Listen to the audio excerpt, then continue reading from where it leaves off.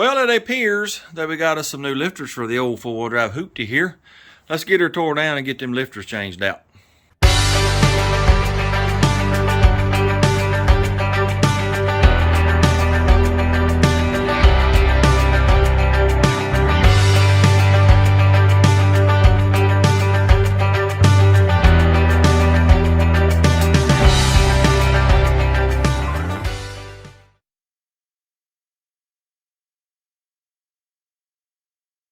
All right, before we get started tearing this thing down, let me see if I can't clear up some confusion that I saw in the comments of the last video of this truck. I don't really know how I'm going to do it because I don't know how else to convey that there's something wrong with the motor. It's not making power. Some of y'all, for whatever reason, I think I know why, and I'll get to that in a minute. Some of y'all were stuck on the idea that I need a higher stall or lower gears. Well, it's already got 411 gears in it. I'm not going any lower than that.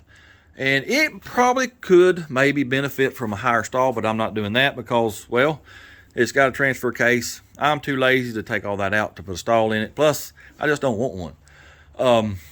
Some of y'all seem to think that that cam is just not going to have any bottom end power, and that's, well, it's just not true. Will it have as much as, say, an RV cam or, you know, a cam made for low end torque? No, it's not going to have that much. I knew that going in, but this is not a tow rig. I've titled each video Hot Rod 4x4 because that's what it is to me. It's not a tow rig. It is a hot rod 4x4. Anyway, let me get to the other point that I think may have confused y'all. I said in the last video that every once in a while, sometimes running through the RPM, it would it's like somebody flipped a switch and that sucker would take off. Done it 5 times in the last 2 months. Well, I believe some of y'all confused that with, well, he's got a great big cam. It's only going to make power in the upper RPM range, so he needs a higher stall, lower gears. No, that's not what's going on. And I qualified that by saying it's like it's got a dead cylinder that all of a sudden comes on and the truck will take off. I don't know how else to explain it other than this motor, there's something wrong with it. And I believe we found it, you know, in the last video with those 3 dead lifters. And hopefully, fingers crossed, that's going to straighten this motor out. Anyway, let's get busy tearing this thing apart. Well, I'm draining the water, as you might can hear. And whilst that is draining, let's go ahead and undo and take off everything we can. Take the air breather off them. Just unhook everything. Got to pull the distributor. Need to remember where it's pointed, so we can put it back just like it is. And well, just get everything off top of the motor, get it ready, pull the water neck, and then we'll pull the intake off. Alrighty, let's get busy. It's kind of late. I would like to at least get the lifters out tonight, and then maybe tomorrow we can get it put back together. That would be nice. Come on, there, you son of a gun. I think we'll get the distributor out first. Let me get her undone. Get the plug wires off. And we'll pull it out. Alright, let me get the wires off. Get them out of the way. Alright, which way is it pointing? Pretty much to the back. So y'all remember that. Yes, sir, y'all remember that. Pointing to the back. Get out of the way, you son of a gun. Oh crap. Also, know, by the way, y'all know how it was doing them wild temperature swings. It stopped doing that. So apparently that was air built up in the system. It quit doing it. But it still won't go above about 150 degrees. I don't know that I'll ever figure that out. You know, I've been chasing that for 10 plus years. So yeah, there's a good chance that I'll never figure that out.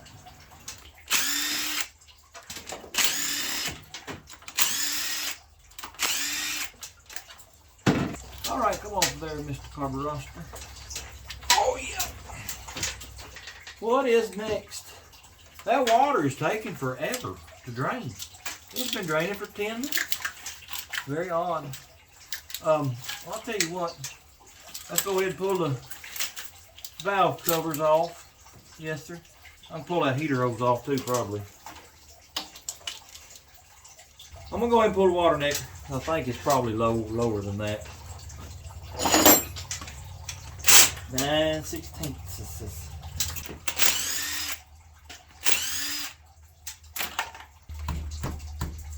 Ow. Well, this is interesting. I guess I gooped that sucker up good. What in the world? I can't get it loose.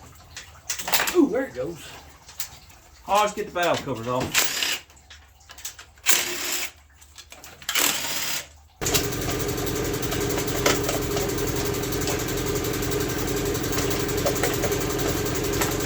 There's one. And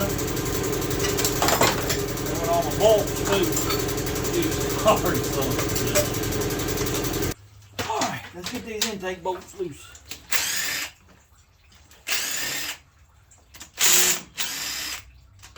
Alright, let's see if we can't pry this thing loose.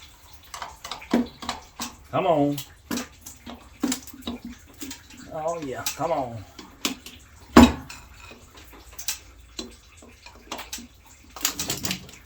I really glued that sucker down, my goodness. On out of there. Oh yeah. Well, it's the next day, and well, my phone died on me last night. About the time I got all this here tore apart. And I was like, well, phooey on it. I'll plug my phone in. I'll keep piddling for a little bit. Well, there's been some discoveries. And, well, let me show you the first one. Here are the lifters that, well, you remember the 3 lifters that I could just push down with my thumb. Real easy like. Here they are. Here's mystery number 1. They're fully pumped up now. I cannot push them down at all. I ain't sure what's going on. I got a theory. I'll tell you in a minute. But I know some of y'all argue with me that the way they were doing the other day is normal. Well, that's not normal. Lifters do bleed down. But these were as if they had no oil in them whatsoever. I mean, just it's like a brand new lifter that's never had oil put in it. That's what they were acting like. Well, let me just show you the pieces and parts of a lifter, and then I'll explain how they work. Then I'll tell you my theory on what I think is going on. This is from top to bottom. Here is your push rod cup. Push rod goes down in there. Then you got this little disc here.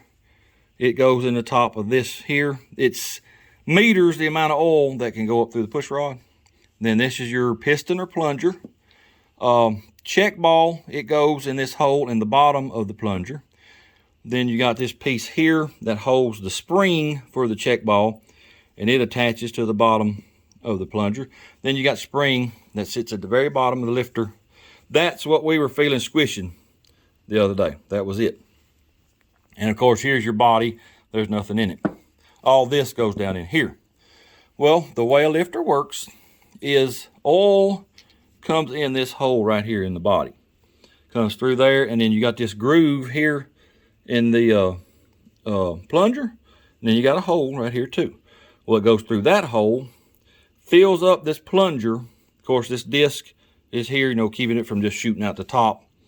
Well, then it comes down through this hole. This check ball stays in that hole, and what it's trying to do is fill the bottom of this lifter up, and it's going to act like a cushion. Well, you know, oil liquid is not compressible. So when the pressure is equal on either side of this check ball, well, that check ball will close. Well, the only way oil can get back out of the bottom is it's got to leak past this surface right here. There's a minute amount of clearance on this surface right here, and that's, you know, that's how it's designed. It's a controlled leak, basically, is what it is. And it'll sit there and leak, and then it'll fill up, and it'll leak and fill up. That's how a hydraulic lifter works. Well, here is my theory. When I took this apart, I cleaned it out. I blew this out with my carb cleaner right there. And there was just an enormous amount of garbage that came out of the inside of it. My theory is that trash was holding the check ball open. And when you hold the check ball open, it'll move freely up and down like there's, you know, no oil in it whatsoever. That's what I think is going on with at least these 3 lifters. possibly more. I don't know. I will say this too. These are used lifters. They are genuine GM, but they came out of my car, the white Trans Am sitting right out there. It's got the LT1350. It's, you know, a roller motor. Yes, in case you don't know, yes, you can reuse roller lifters. And no, you don't break in a roller cam. I know there was some comments about that. Well, you don't break in a roller cam. Yes, you can reuse lifters for, you know, roller lifters. As far as this being the issue, I'm not sure now. I think it's contributing because of the amount of trash that I got out of here. And I may tear another one of these open and just see if they're dirty too. Let me tell you this too. When I was taking this apart, you know, it's got a clip on top of there. I don't know if y'all can see there or not. That holds all the guts in. Well, using my pick to get that little clip out. Well, she shot that away. I don't know where it went. But I got under the table here looking for it. I couldn't find it, but I did find this clamp. And I did find these vice grips. So I think that's a pretty good trade. A clip for these two things. Yeah, I'll take that trade all day. But anyway, like I said, this is a theory. And I know some of y'all argue that, you know, that was normal bleed down. Well, we'll just argue about that because what I was feeling, that was not normal bleed down. I have adjusted a lot of valves in my time. Never have I ever seen a normal lifter act like that. But anyway, there, I said there were mysteries, you know, as in multiple. Well, let me show you this. Here are the intake gaskets off the motor. This one is the passenger side. Here's the driver's side. Well, on the passenger side, let's flip it over here. I don't know if y'all can see it or not. It's a definitive line to where it was actually compressed and squished on both sets of ports there. Well, you flip it over and you can see that lighter stuff, that's liquid that came up so far and then stopped, you know, because the gasket was doing its job. See it right there too. Well, on the driver's side, let's see, let's flip it over. And there is a line where it was compressed, but you see all that shiny stuff above it? Well, let me flip it over. It's even worse on this side. See all that shiny stuff there? That's liquid that was getting past and going in the ports, I'm pretty sure. You know, Vortex, they're known for, you know, intakes leaking because of the crappy plastic gaskets that they use from the factory. Plus, well, you know, it's only got bolt holes on each end. There's none in the middle. So they're known for leaking anyway. I did some research today for probably a couple hours, you know, trying to determine what the best gasket is to use. Well, everybody's pretty consistent that the original plastic ones are junk. I got a set of them. I'm probably gonna throw them away. Then some people say these are Felpro 1255. Some say these are the best. But then GM come out with what they call a problem solver gasket. That is, it's a metal with rubber clad gasket. And it looks like it'd be a pretty good gasket. It's about 50-50. Some say these are the best. Some say the others are best. Some say these are junk. Some say the others are junk. But I did discover this. A lot of people say with these Felpro 1255s, you need to torque the intake bolts to 30 foot-pounds. Well, I only torqued them to 11 because that's, you know, the stock torque value. And I can't find any definitive answer from Felpro or anywhere else that is actually true, that you need to torque these down more. But I think that's what we're going to do. Actually, what I'm going to do, I think I'm going to clean this up, all this up. I'm going to take the intake, I'm going to set it on here. I just want to see if I can see if there's any difference in the angles, you know, like maybe there's a bigger gap at the bottom. Because I did read that some people claim that Edelbrock's intakes are not machined right. I find that hard to believe. You know, Edelbrock's been around for a while. I find it hard to believe that their machine work is that bad. But I just want to see. And then I might put them old gaskets back on. Let's torque it down to 30 foot-pounds and see if we get any more compression, any more imprint on the gaskets. Let's just try that. All right, I got all that cleaned up. I'm cleaning up the intake now. I just wanted to show you all this. This is the driver's side. See all that right in there? See it way up in here? That's Earl. Watch, I'll wipe it away. that disappeared. And there's pretty much the same way. Let me get this cleaned up. And I just want to sit it on there and just see what it looks like. Well, let me show you all this. I was cleaning up the thermostat area on the intake and pulled the thermostat out, and well, you can see daylight all the way through it. That's a fail-safe thermostat, and if y'all don't know how they work, when you have an overheating situation, this will open all the way up, and see those gold little thingamabobs right there? Well, they latch on to the thermostat and hold it wide open, so you don't overheat the motor. Well, you remember those wild swings that we were having? You know, it'd go to 220 and come back, and 220 and come back. Well, it has quit doing that, but that caused that thermostat to stick open like that in the fail-safe mode. So apparently it must have had air in it. I haven't added any more antifreeze, but it quit doing that. It's been running about 150 degrees in the last week. It's been about 60 degrees outside, you know, springtime weather here in February. But as you can see, I still have the radiator pretty much completely blocked, and it still ain't running at operating temperature, which of course it probably won't with that wide open. So tomorrow I'm gonna get a new thermostat, a non fail-safe one. I'm gonna drill one hole in it for, you know, the bypass, and we'll put that in there and just see what it does. But anyway, I got this cleaned up. Let's put it on here and just see what we see. All right, let's get this thing on here, just see. I just want to see if it's got any rock to it. They make a tool, or they used to, that you can check the angle of your heads, and then you compare that to the angle of your intake. I wish I had one just to see, but I don't, so I don't guess we'll do that. Right now, I don't really see anything major. It's really hard to tell though from this angle. Yeah, so I'm probably just wasting the time. I don't see anything grossly out of whack. But let me get my fleece lead and look up here at the front anyway. Well, I can't really tell much of nothing from doing this. So I'll tell you what I might do. Let's put the old gaskets on it. Tighten the bolts down to 25, 30 feetage pounds. See if it squishes them anymore. See if we got any more witness mark, especially on the driver's side over here. Yeah, let's do that. Driver side. I need me a little dab RT and V, I guess, to keep them in place. Little dab will do. Just a little bit right there, a little bit right there, a little bit right there, a little bit right there. All right, let's set this little feller down on here. There she goes. Just like that right there. Let me put my bolts in. These are 5/16 coarse thread. I looked it up. I believe these are grade 5. I think I see 3 marks. 13 feetage pounds is the standard. If they were grade 8, it'd be 18. Well, we're going to run them to about 25 and just see what happens. It's the only thing I know to do right now to try to remedy what I think is an intake leak.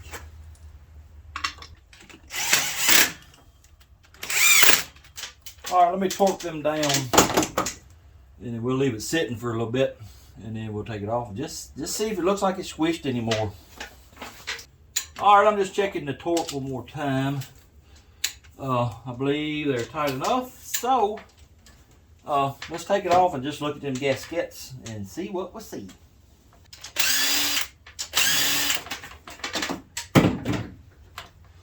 All right, let's see what we got. Oh yeah, come over there. Well, here's the gaskets off of the truck.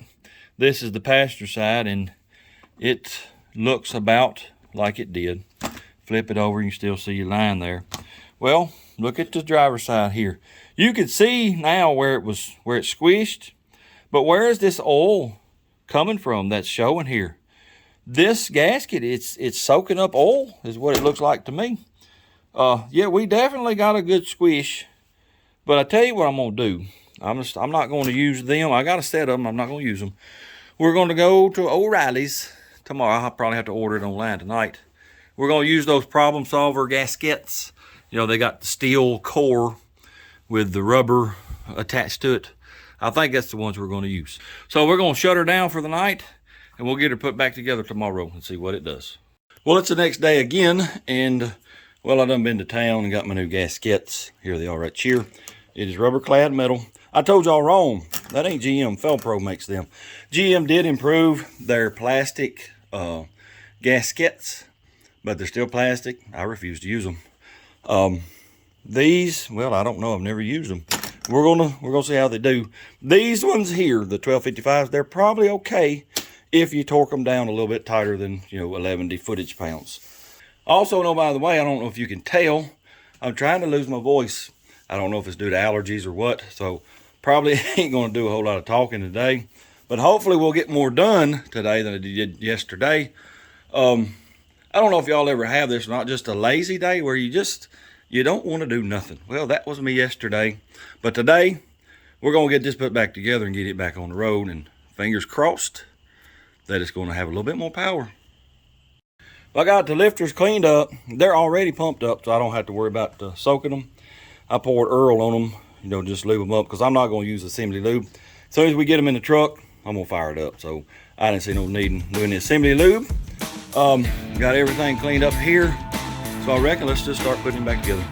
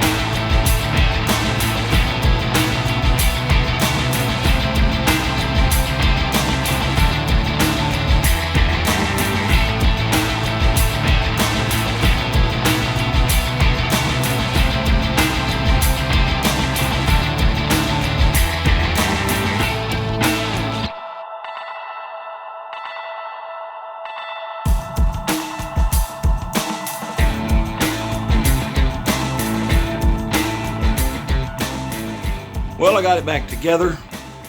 Fixing to put some water back in it. I think I'm gonna do an Earl change too.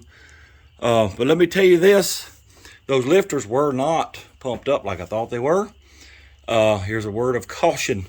If you're trying to adjust valves on lifters that have not been pumped up, be very cautious. You got to spin that push rod till you feel a little bit of resistance, then stop, and go half to one turn. Well, it's hard to feel that resistance if there ain't no oil in that lifter. So just be careful, because you can tighten them up too tight, and you do that, well, you ain't gonna have a good time. Anyway, let me get water in it, get the Earl changed, and we'll fire it up and check all the fluids, make sure we ain't got no rockers rattling, and we'll take her down the road and see how she does. Well, here's a little tech tip for you. When you're putting your watt tile back in your radiator, well, make sure you hook your heater hose up, or else you're gonna have water shooting out of that little fitting down there. Yes, sir, that's a good idea. All right, I got the Earls drained. I got the wooders filled up in the radiator. As soon as I get her filled up with fresh Earls, well, we'll fire it up and just see what happens. Well, I got everything ready to go. Went in there and turned the key on to turn the fuel pump on to prime the carburetor right there, and well, I ain't got a fuel pump. Ain't got a clue what's going on. I had my little starter gun hooked up a while ago to turn the motor over to adjust the valves, and it's back feeding through that some kind of way, because every time I hit starter, well, it would pump fuel. What's happened between then and now? Well, your guess is as good as mine. Let me do a little troubleshooting and see what I can't figure out. Well, it's 74 hours later, and as you can see, we're still sitting here not running. I've been looking at prints, trying to study what's going on. Let me explain how the stock fuel pump wiring is first. Behind that black cover is a fuel pump relay. The computer turns that relay on, which turns fuel pump on. Well, the computer, well, let me tell you this first. The fuel pump, when you turn the key on, it'll come on for, I don't know, 4 or 5 seconds. It's on the timer. Then it'll shut off. It's building pressure in the fuel system. Well, what turns it on after that is the computer. It gets a reference signal from the distributor, and that tells it, hey, the motor's running, let's turn the fuel pump on. It has a backup just in case that relay goes out. You're driving down the road, you can still, keep going. It uses the oil pressure sending unit. The power will come through there once oil pressure is built up. It closes a switch. Then you shut the motor off, oil pressure drops, and it shuts fuel pump off. Well, when I wired this thing up originally, after I did the carb swap, I just jumped online real quick to see how you're supposed to wire a fuel pump up. I didn't feel like looking through a print. Well, 2 or 3 people said get the purple wire with the white stripe coming off of the old connector that was on the old stock distributor. Well, what that does, you run it over to the TAC signal from your distributor. All it's doing is sending the signal to the computer saying, hey, it's running, turn the fuel pump on. Well, 2 weeks ago, I took the computer out when I put my glove box back in. So it's only been running off the oil pressure switch. Well, it's malfunctioned now. Well, it'll work every once in a while. My gauge, well, let me just show you. My oil pressure gauge is pegged. It's that one on the bottom. It's pegged. Turn it on, it's still pegged. Running, it's still pegged. So that tells me there's something going on. Well, I've studied and I'm pretty sure. I've took the connector off of the oil pressure sending unit, and I grounded the oil pressure gauge wire, and it'll drop to 0. So that tells me that I'm pretty sure the sending unit's bad. Well, it's like 9:30 at night, so I can't get one. I have to wait till tomorrow. So that should fix that, and I'm going to rewire and make that relay turn on like it should. I'll do that here in a little bit. But once I get that rewired like I want to, we'll try to fire it up and see how it's going to do. But I'm not going to run it long because I ain't got no oil pressure gauge, and I ain't going to do that. Listen. Y'all hear that whirring? Well, that's a fuel pump. Let me show you what I did.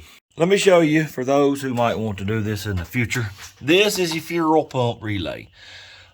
This green and white wire, that's going to the coil, that turns it on and off. All you want to do is put you a switch 12-volt power to that green and white wire. That's all you got to do. That's what that wire right there is. And when you turn your key on, well, that'll turn on. That'll turn your fuel pump on. Well, now that I got the fuel pump working, let me fire this thing up. See if it'll run. Firing all the holes. A little too much timing. Firing the hole again.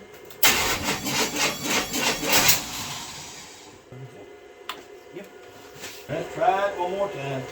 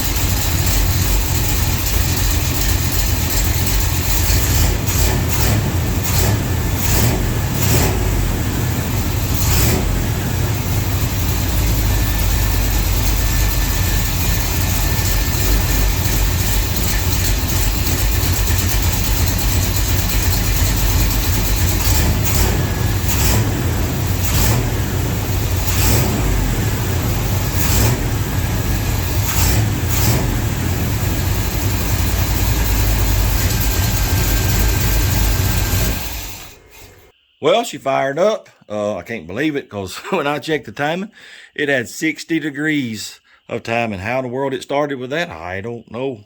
Once I got my timing set, it's sitting on about 16, 17 right now. I can tell that we're a tooth or two off on the distributor.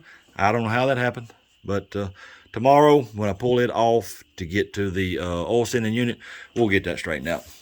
It's late. I'm hungry. I'm wasting away to nothing, so I'm going in the house.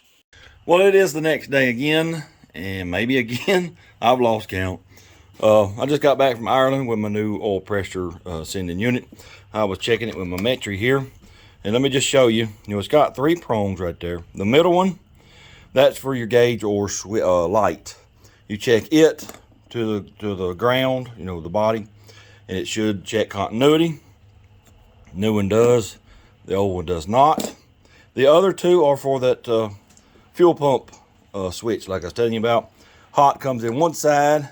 When you got oil pressure, it closes the contacts. It goes back out to the fuel pump.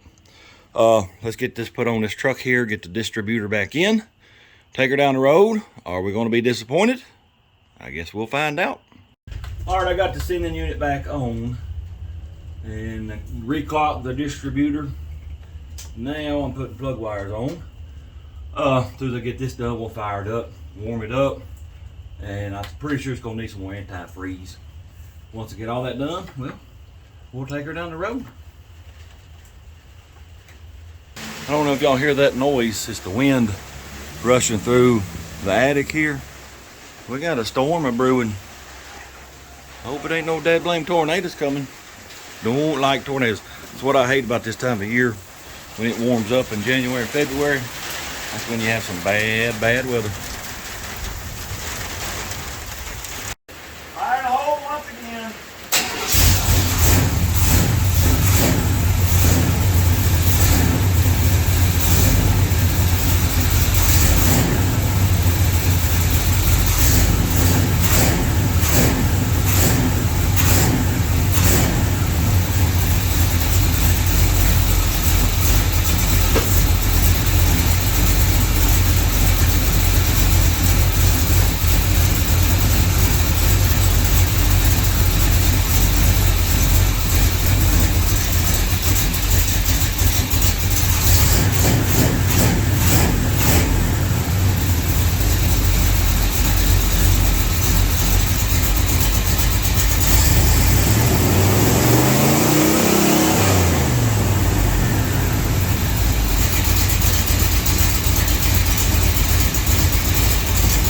Well, I've got about 16 or 17 degrees initial timing, about 33, 34 total. We did fix the oil pressures. We got oil pressures now. Waiting on the temperatures to come up. That may take a while. Gasolines, we're running low. When it gets down that low, you better be headed to the stove. Soon as the temperatures come up, and I know I got enough water in it, well, we'll take her down the road. Well, now my temperature gauge don't work anymore. And I've been troubleshooting it, and I ain't got a clue why. Here's the wire going to the sending unit down there. Getting 12 volts here. I checked through the sending unit to ground. I'm getting ground, so I guess the gauge just went bad. I don't know. Also, oh, by the way, I know some of y'all told me I should get a temp gun, to verify the temperatures. I did that a long time ago, but just to, show y'all. There's the head temperature, 152. Block, it's about 140, and coming out of the water neck about 151. It's about what I said, 150, 155. That's what it shows on the gauge. But why this gauge all of a sudden quit? Well, I don't know. Let me keep troubleshooting. Woo, goodness gracious alive. I think we may have a storm coming up. Anyway, let me see if I can't figure out why this gauge quit working. Well, temperature gauge. It decided, okay, I want to work again, so it's working again. But a few minutes after that started working, well, I looked over here at my fuel pressure gauge right there. She was sitting on 11 pounds. Yep. Went to whooping on it with my chanty locks right here. It wouldn't come down, so started loosening it, trying to bring the pressure down. Still wouldn't come down. Well, I backed the screw, or the adjusting screw, all the way out. Started whooping it with chanty locks again. It finally dropped. Well, it dropped almost to 0. So I went to adjusting it again, brought it back up to about 5.5, 6 pounds. Thought, okay, that's good. Well, a few minutes later, come by, guess what? She's sitting on 11 pounds again. Well, it's on about 9 or so right now. Well, let's zoom in and see what it's on. What are you on, little buddy? Yep, about 9-ish pounds. So that's good. What's going to happen is I'm going to remove that from the firewall of this truck. I'm going to take the gauge and the fittings off of it. I'm going to place it. We'll place it on the ground right here. I'm going to get the biggest hammer I got in the place. It's going to be in pieces by the time I'm done with it. I'm going to go see if I can find a different regulator online. Hopefully I can get it today from, O'Reilly's, AutoZone. I don't care where it comes from. Probably not. I'll probably have to wait. So as of right now, well, we're shut down again. Y'all might not believe me, but I'm telling you, MLS, it's real. It is very real, and I deal with it every day. Well, I ordered me a fuel pressure regulator off of Amazon, and it is the bypass type, so that's good. That's what I wanted to begin with. When it gets here, we'll change that out, but whilst we wait on that, y'all remember the very first episode I did on this truck? I was having trouble with the shift solenoid, the 1-2 shift solenoid to be specific. It would hang up. Well, guess what? The 2-3 shift solenoid is now hanging up. Matter of fact, just 2 or 3 weeks after we changed that one, well, the other one started hanging up. So, yeah, let's crawl up under it, drain the fluids, and change that solenoid out. All right, let's get the Earl's drained real quick. I'm sure glad I put this drain plug in this pan. I don't really know why they won't do it from the factory. I just know that they don't. Once we get this everywhere. Oh yeah, that's some pretty red stuff right there. All right, I'm gonna let that drain. I might start loosening all but like 4 bolts. Woo! I'm too fat. I'm too fat and too old for this right here. Yeah, I need me a lift. Terribly bad. Ooh, that's cold.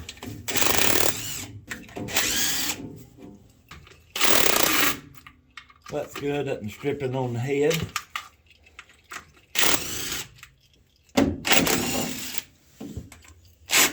That there is stripped beyond belief. That one there is stripped beyond belief. That's good. I need some new transmission pan bolts, I believe. Never use a ratchet for a hammer.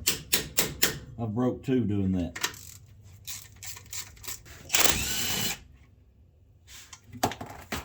All right, let the dripping begin. You can let this sucker sit here for a week, and it'll still drip fluid out of that transmission. Don't know why, but it just never stops dripping. Never ever. All right. I got to determine which solenoid it is. Let me go get the new one. Then I can tell you. Ooh, that's cold on my back. That dirt floor. Whew. All right, I got the brand spankingly new one right here, and it appears it's going to be that one right there. All right, let me get that out of there. I think that's an Allen wrench, but I don't know if it's MO or if it's standard. I think it's standard. Let's try this one right here. This bolt, it's about 72 miles long. I don't understand the purpose of that. I really don't. Why in the devil you want a bolt that long? It's just, I don't understand things. I really don't. All right. There is the bad one. Bad, you're bad. Get out of here. All right, let's get this newer one in. Where's my bolt go? There's my bolt. That 72-mile long bolt. I meant to look and see if that was star.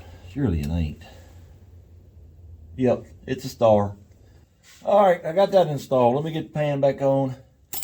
We'll fill her up with fluids, and then I might take it down the road and see how this does.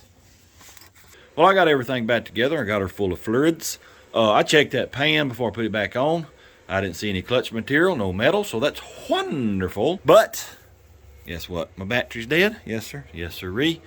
Got the charger on it. I don't know if it's because that hood light was on. Well, I come out here late last night, shut the hood. I mean, surely that being on 2 or 3 hours wouldn't run the battery down, but hey, MLS, yes, sir. Anyway, as soon as this gets charged where I can fire it up, well, we'll fire it up. And if we can make it to the junkyard in time, it's just right down the road, I'm gonna weigh this pig. I've just been curious what it weighs. I weighed it a long time ago, but I don't remember what it weighed. So we're gonna, hopefully, if this thing will fire up, we're gonna hit that junkyard and we'll just see what she weighs. Well, there's a really good chance that my battery is actually bad. I had to use my little jump pack to get it started. Well, let's head to the junkyard and just see if we can't get this thing weighed. I'll tell you something else too. My dad blame throttle cable is hanging up a little bit. I got to do something about that.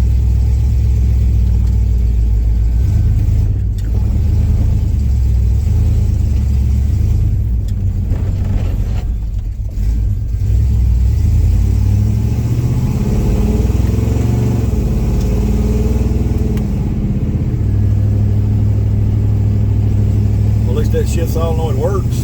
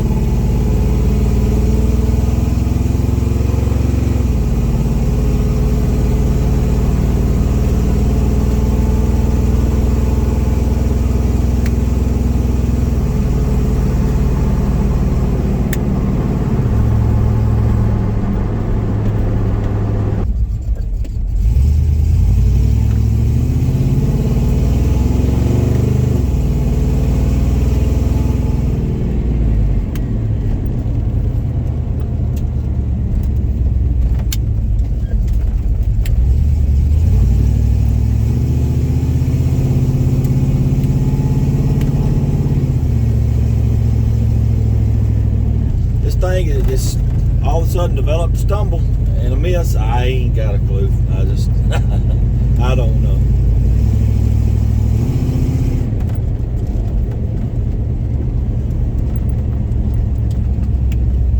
I don't reckon I've been here since I was a kid.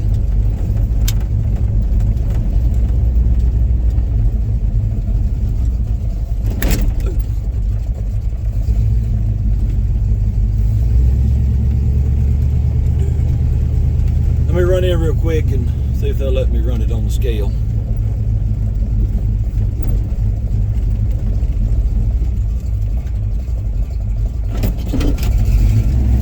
All right, let's get over here to the scales.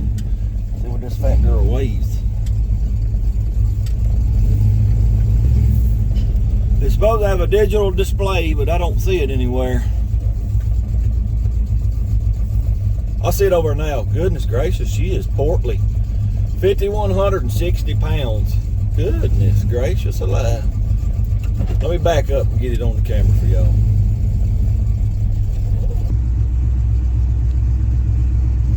$51.60. She's a portly little girl.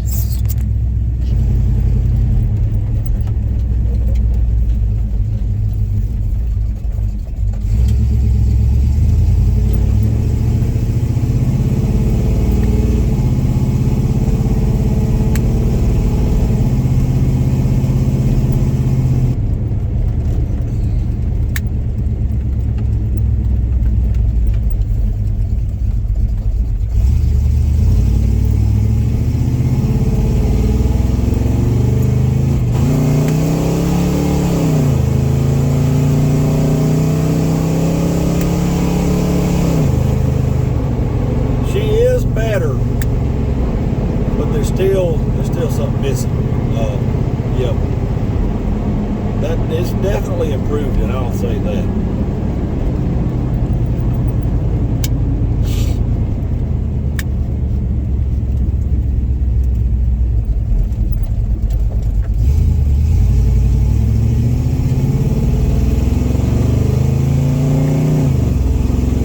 Yeah, it's definitely more responsive.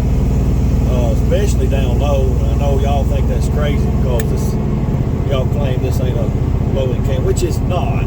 It's, well, we'll talk about that in a little while. But it's definitely more responsive now, for sure.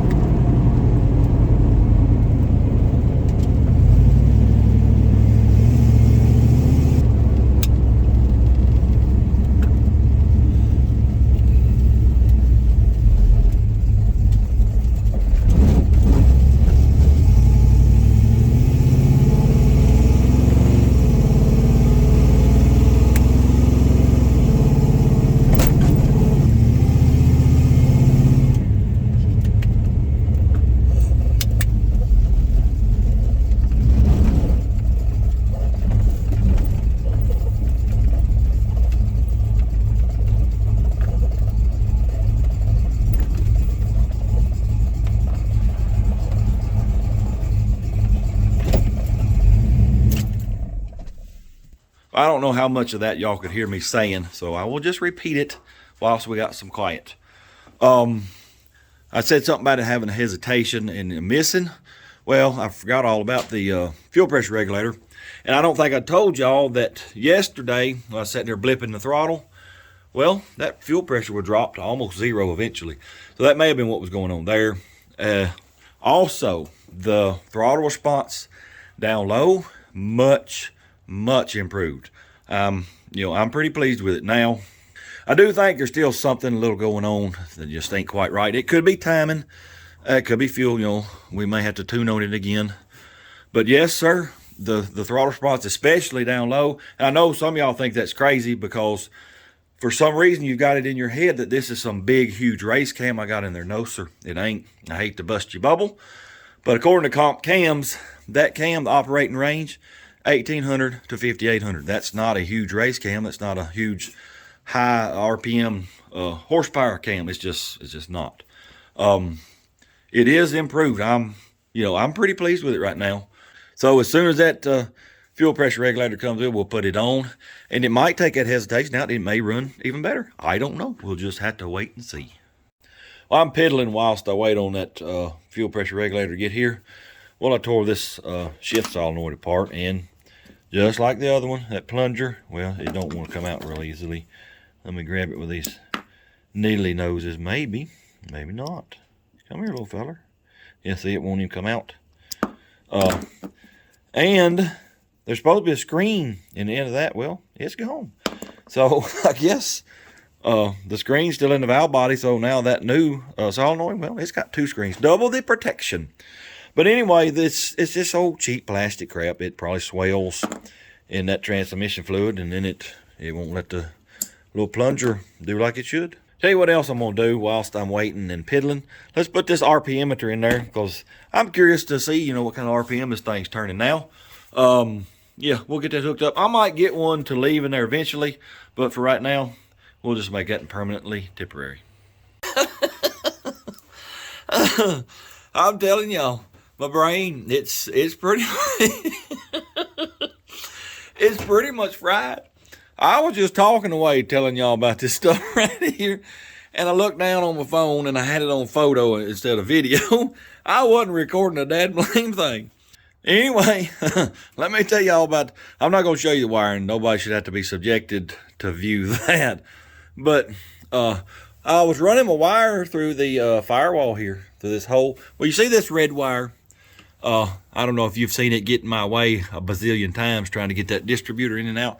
Well, that runs to an amp that's behind the seat. Yes, I got boom booms. I was looking behind the seat the other day. I got 112 back there in a big box. And it was busted. The speaker's busted. So I'm going to have to go to Walmart or somewhere and see if I can't find me a speaker. Running wires through that hole. Well, Sparky Sparks, they just went to flying. So I had to tape that wire up for now. I got to get a grommet to run that through.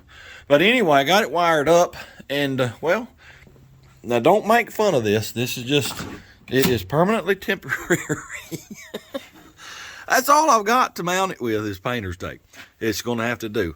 But let's fire the thing up real quick. And, let's see if it works. Well, my battery, evidently my battery is bad because she won't start. Yeah, throttle hanging, I got to fix that. Well, at least it works. That's all I wanted.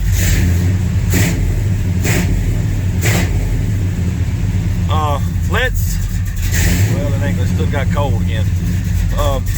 Let's go out there and see if the fuel pressure is dropping when I rev it up.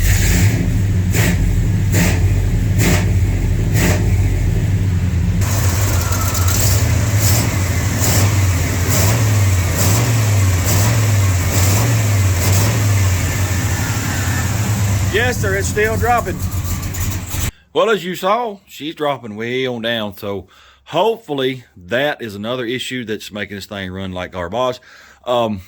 I think that has just started yesterday, because every time I raise this hood and start this truck, that's the first thing I look at is fuel pressure gauge. It's always been on 5 to 6, revving it up. It's never dropped like that. So I think that just started.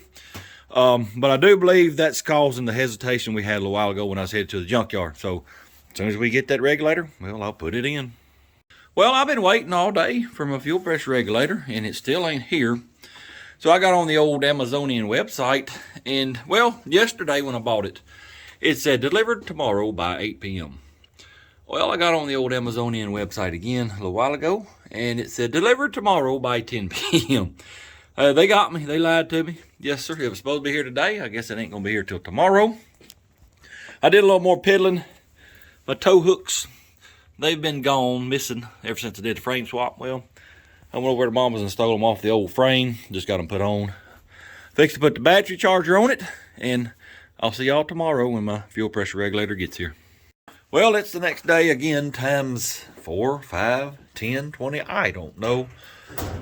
Still waiting on my fuel pressure regulator, so I'm still piddling. I decided to convert this old quadrabog to electric choke. Basically, all you do, see these 3 little places, they were rivets. Well, you drill them out. You pull the old choke thing out. Here it is right here. That was the hot air choke. Oh, also, no, by the way, see that gasket? Well, you take it off and you pitch it just like that, because here is the new electric choke, and it has to make continuity to the body of that carb, you know, for the electricity flow. So you get rid of that gasket, don't put it back. Anyway, all you do is drill them out, and I'm using 1032 screws. You just tap them holes out, and well, you stick that piece right there on your little piece inside there. You turn it counterclockwise with your throttle open till your choke flap just closes. Lock her down. That's a good starting point. You know, you'll have to adjust it some, but yeah, this thing is really, really cold natured. So I figured, well, let's just go ahead and convert it to electric choke. All right, I got my electric choke in. I got my little 1032 screws in. All you want to do, hold it throttle open, because you know you got your fast idle cam stuff over here, and it'll keep this from moving. You just want to rotate her till that choke just closes about right there. Tighten your screws up, and of course you got to have 12 volts, you know, to run to it. I already had that for the Holly. I just put me a little adapter connector here, because it's got a goofy looking plug that goes on it. Anyway, you just lock her down, and that's a good place to start. You know, you'll have to fool with it and get it adjusted perfectly. But this right here will be a big improvement, because like I said, she's pretty doggone cold natured. Well, it's approximately 7 o'clock in the evening. I just now got my fuel pressure regulator. Thank you, Amazon. Got my fittings going on there. I already got my bracket mounted to the firewall. Got to do a little plumbing, because this is a return, so I got to make me a new line going to the return. And we'll get her all hooked up. I reckon we'll take her down the road and see how she does. Well, the RTS, I got her hooked up. I just turned it on, checked for leaks, and I got it set on about 6 PS of eyes right now, but that might drop when we start it up. So I have to do a little more adjusting on it. But I think it's time to start it up. I've got this truck in this garage so crooked that as soon as I start it up, I'm going to back her up a little bit and give me some room. Anyway, let's start it up and see if that choke does good, and see where our pressure is. Let us see if it will fire up. Fire in the hole.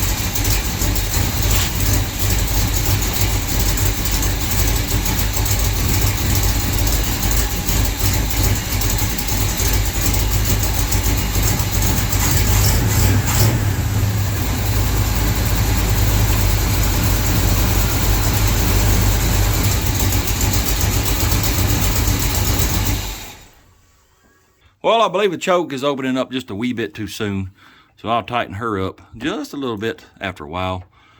Fuel pressure, well, it looks pretty good. It's sitting right on 6 psi while it's running, and blipping the throttle, that needle will just, barely move. So I think it's good. And don't think I forgot about this little fella. No, sir, we're gonna take care of him after a while. I'm fixing to take it down the road, see how it does, but as y'all can see, it's dark out there. That don't make for a very good video. So tomorrow I'll bring y'all along and we'll see how she does. Hiya! Come back here. You ain't getting away that easily. Hiya! Well, it ain't gonna bust. Hiya! There she went. Let me find it. We'll bust it some more. You ain't getting away from me, little buddy.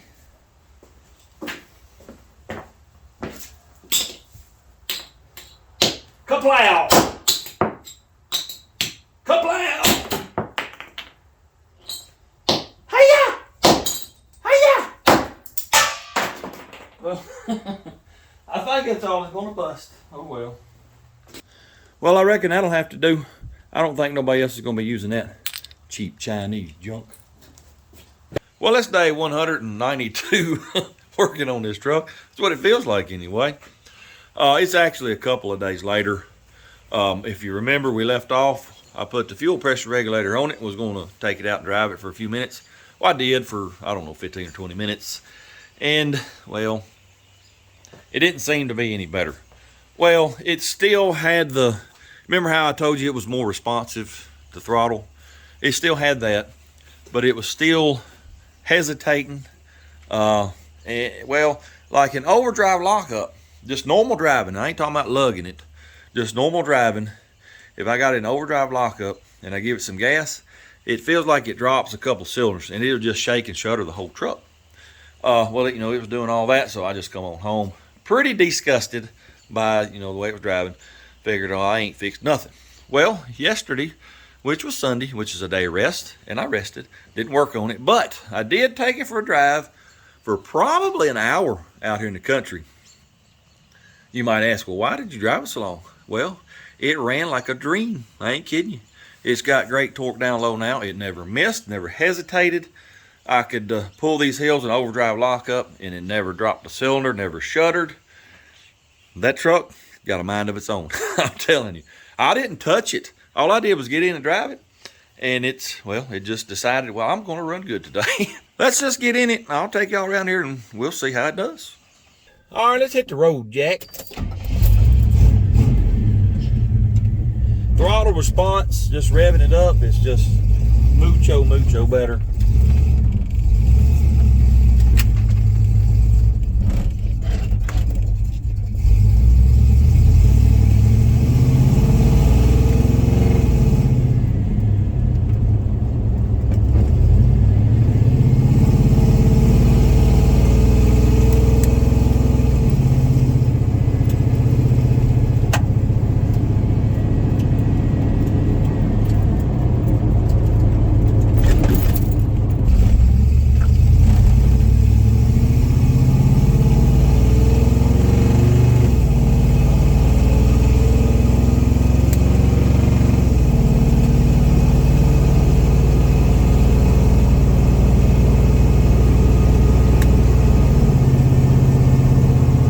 I believe it still needs some work on the tune, but right now I'm just going to drive it. I'm very pleased with the way it's doing. It's not too bad now.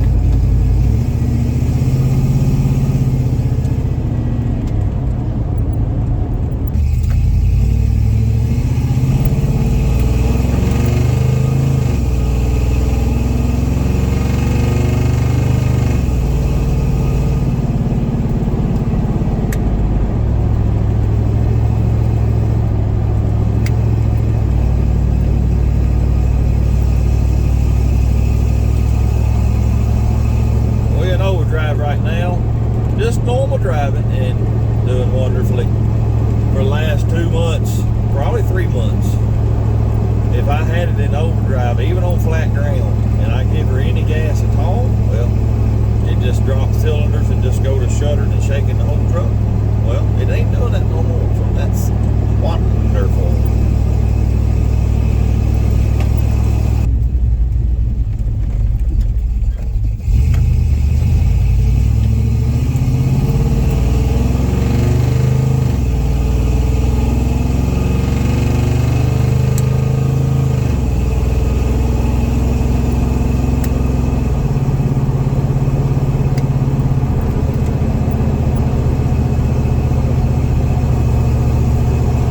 She's a pleasure to drive now. We're cruising about, I don't know, 52 or so out here in the country, overdrive lockup, and it's just doing fine.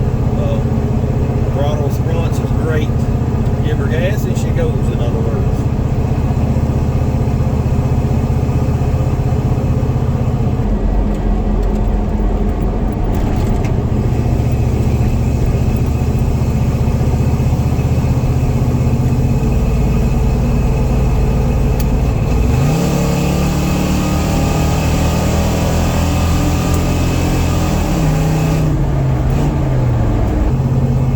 Tell you what I might end up doing, putting that old Holly back on it, because Quadrajet, it's aggravating to tune on, because you got to take it apart. The whole top's got to come off. I may throw that Holly back on here one of these days and mess with the jets a little bit, see how it does.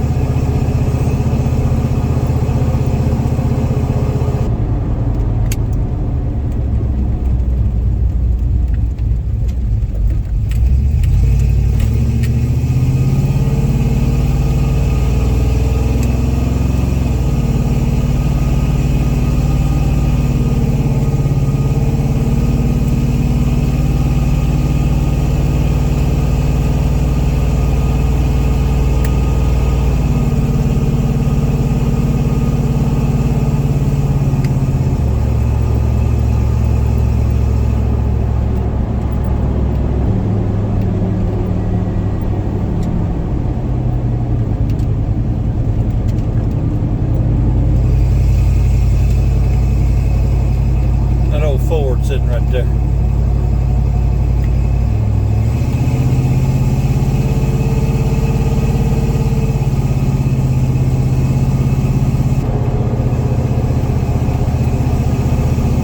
This is a decent little hill right here. I'm in the overdrive lockup, giving her pretty good gas, climbing it just fine, and it ain't dropping the cylinder, it ain't shaking the shutter. Not bad at all.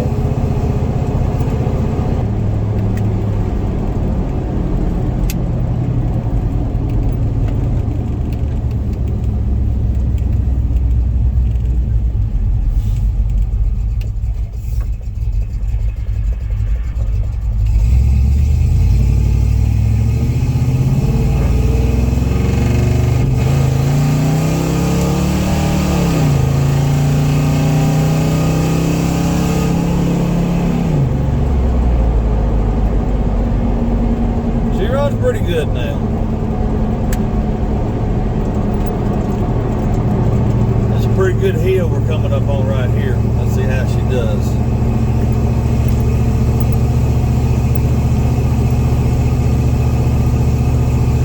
This is the overdrive lockup. Doing just fine. No, there ain't dropping no cylinders, no shutter shaking. Not bad at all.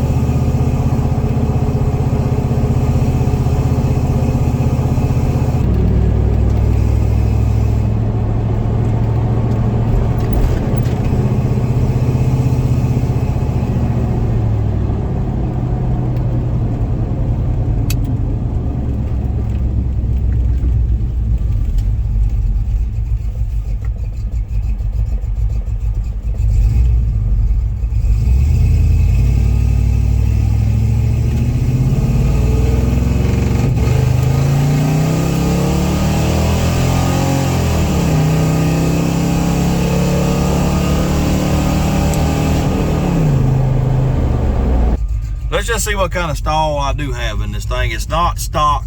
When I put it in there, it was, a little higher than the stock RPM. Let's just see what it is. What was that, about 1900? That ain't too bad.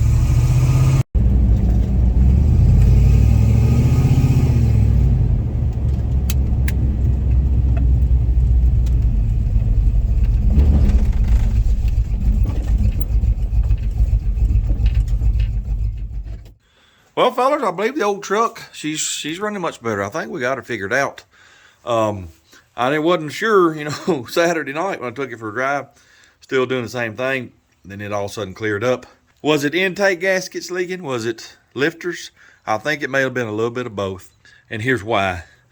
If it was, I believe the intake gasket was causing the hesitation and stuff just off idle. But in order for that to affect the power like it was, it would have to be missing a chunk. So I don't think that part was from the intake gasket. I believe those were lifters. That was lifters causing that, and here's why. One, if you remember me telling you, every once in a while, just a few times, this thing would take off like a rocket, like I thought it should run. Just every once in a while. I believe that's due to the lifters, you know, finally pumping up. I think they got trash in them, is what I'm thinking. And if you remember, the last video I did on this, I was pulling spark plug wires off the distributor, trying to, you know, see if we had a dead cylinder. Well, if you remember, when I got to cylinder 2, I paused because I wasn't sure that it was, you know, running right. And well, if you remember, cylinder 2 is the one that had both of the lifters that were basically bled all the way down. So I believe lifters were causing the power loss for sure. But I'm just glad that we got the thing running and doing right, because it was, well, it was starting to get on my nerves a little bit. Is it 100 foot-pounds of torque extra? Maybe. Is it 100, 150 more horsepower? Doubtful. Yeah, like I said, I think it may need some more tuning. I may need to recurve the distributor. I don't know. And let me say this too. I know some of y'all think that this is a tow rig. It's not. I've labeled every video on this hot rod 4x4 because that's what it is to me. It's a toy, something I'm playing with. Will I pull with a tow with it? Sure, I will some, but it's not a tow rig. I know I ain't the sharpest marble in the tool shed, that is for sure. But if I can't tell a difference between a motor that ain't making horsepower and a vehicle that needs a higher stall, well, I need to shut her down. I don't need to be working on stuff for sure. I don't sell my tools. I sell all my tools, and well, we'll just shut the channel down and I'll go to collecting rocks, I guess. It sounds a lot easier than working on this old junk.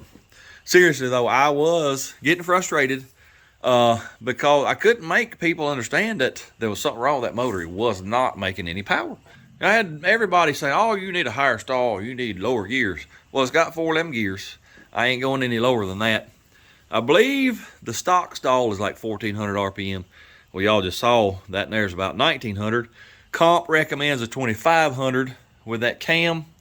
Well, 1900 is good enough for what I'm doing. You ain't got to be perfect. It ain't a race truck. That's one thing that I try to get across to y'all. It ain't got to be perfect. I'm telling you, just get it running. Drive it. Use it. Then work on it. Worry about getting it perfect then. It ain't got to be perfect, I'm telling you. And I see so many people that think that. If it ain't got this, if it ain't got that, well, it's just a pile of junk. Well, you can think that if you want to, but guess what? I'm driving my truck. Is yours still sitting in the garage?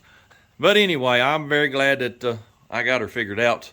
And like I said, I'm going to tune on it a little more, and we probably get it running a little bit better. Update. I just put about 2 more degrees timing in her. Took it down the road. She likes it. She likes it a lot. Yes, sir. Like I said, I believe there's a little more left in it. But it's sitting at 36 degrees now. Everything I've read says Vortec heads wants 32 degrees.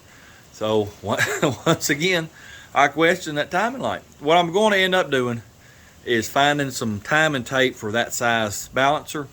I'm going to wrap some timing tape around it, and then I'll know for sure where the timing is. I'm happy that we got the old Hoopty running like I think it should. Close to it. Yeah, like I said, it needs a little work, but it's much better than it was.